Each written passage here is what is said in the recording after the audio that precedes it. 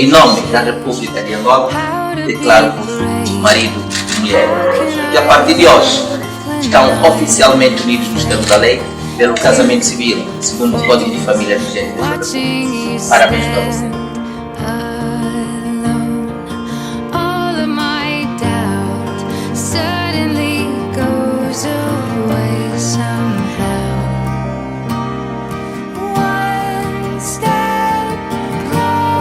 Olha, isso é um momento único na vida, é um momento único, é uma sensação inexplicável, uma emoção italiana.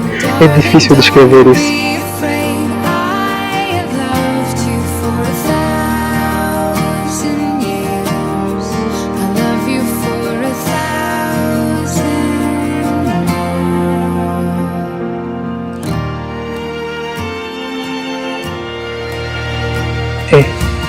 Tudo porque foi também que eu amo.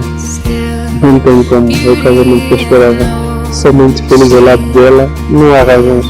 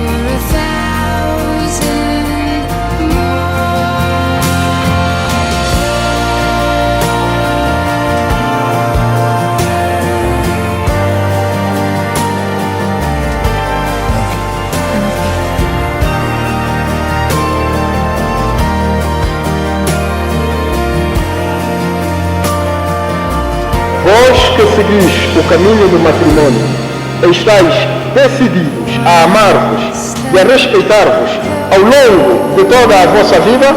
Estou sim.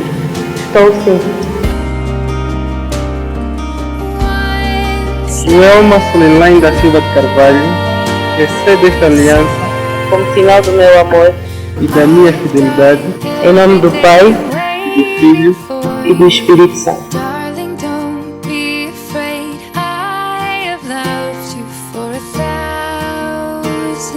Que tudo corra muito bem, que Deus nos abençoe grandemente.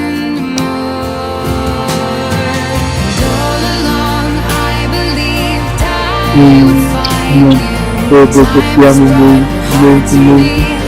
Minha vida, meu Deus, é um momento difícil. Deixei de ser aquele homem que estava de rua. Só você conseguiu mudar completamente. Muito obrigado por tudo. Te amo.